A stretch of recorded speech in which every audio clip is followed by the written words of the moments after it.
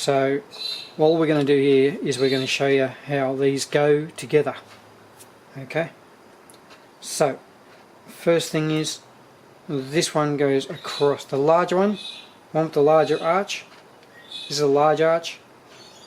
That one goes across this way, east west.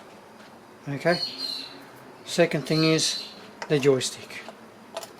Joystick goes in on those slots there with the little nibs there.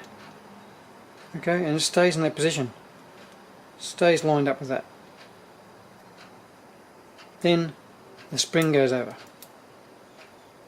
then the plastic goes on the spring, then this small arch goes on next. The gear on the bottom goes to the bottom, or this goes to the bottom facing that way.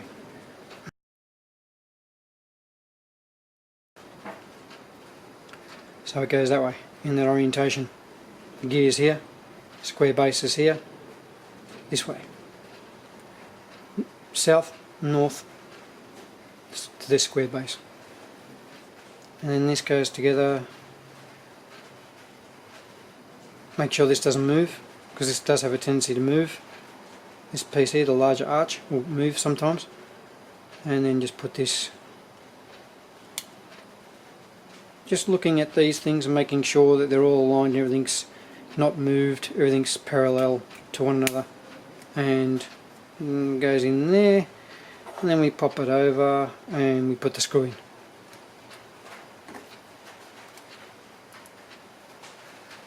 And done. Okay, that's how they go together.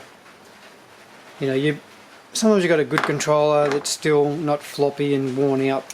You know, maybe maybe you've got one there that's nice and quite good, but it's good sometimes just to pull it apart and clean out all the dust and stuff, so all the reading mechanisms and everything still read properly.